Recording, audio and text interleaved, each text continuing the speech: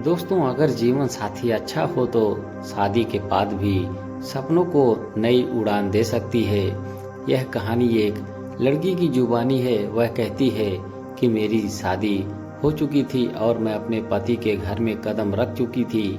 मैं उनके कमरे में बैठी हुई थी, जैसे किसी का इंतजार कर रही हूँ। कमरे की हर चीज को ध्यान से देख रही थी, दीवारों की रंग, पेंटिंग, फूलों की सजावट, यहाँ तक कि मेरी तस्वीरें भी जो मैंने कभी किसी को नहीं दी थी। सब कुछ मेरी पसंद का था। मैं सोचने लगी कि ये सब आकाश जी और उनके परिवार को कैसे पता। तभी दरवाजे की आवाज ने मेरा ध्यान भंग किया।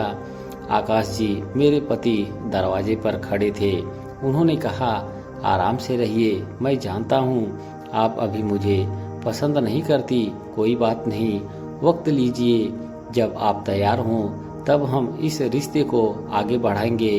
आप कंफर्टेबल है ना? अगर किसी चीज की जरूरत हो तो बताइए।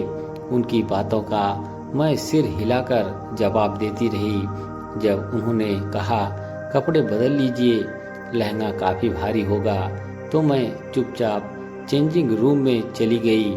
जब बाहर आई तो देखा कि वे मेरे लिए बिस्तर लगा चुके थे और खुद दीवान पर सोने की तैयारी कर रहे थे। उन्होंने कहा, आप आराम से सो जाइए, किसी चीज की जरूरत हो तो मुझे बुला लीजिए। Good night. मैं बेड पर लेट गई, लेकिन नींद नहीं आई। बीता हुआ कल मेरी आंखों के सामने आ गया। कॉलेज की बात याद आई। मेरा सपना था कि आईएएस बनकर देश की सेवा करूं, लेकिन पापा ने मेरे आगे की पढ़ाई के बजाय मेरी शादी की बात तय कर दी। मैं मजबूर थी और भैया के दबाव में आकाश जी से मिलने गई।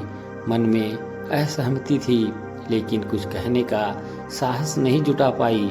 शादी के बाद जब मैं नई जिंदगी के साथ तालमेल बिठाने की कोशिश कर रही थी, तब एक दिन आकाश जी मुझे कहीं ले गए और मैं हैरान रह गई जब उन्होंने मुझे आईएएस कोचिंग सेंटर के बाहर खड़ा पाया।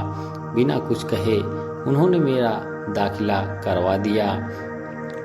वह केवल यही नहीं रुके, हर कदम पर उन्होंने मेरा साथ दिया।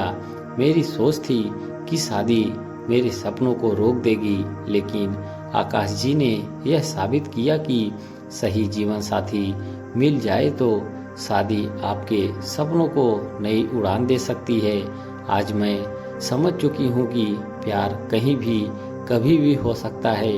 शादी के बाद भी हमारा जीवन साथी हमारा पहला प्यार बन सकता है, और यही मेरी जिंदगी की सबसे बड़ी सच्चाई है। दोस्तों, कहानी आपको कैसी लगी कमेंट बॉक्स में ज़रूर लिखें। हमारे चैनल से जुड़े रहने के लिए आप सभी का धन्यवाद।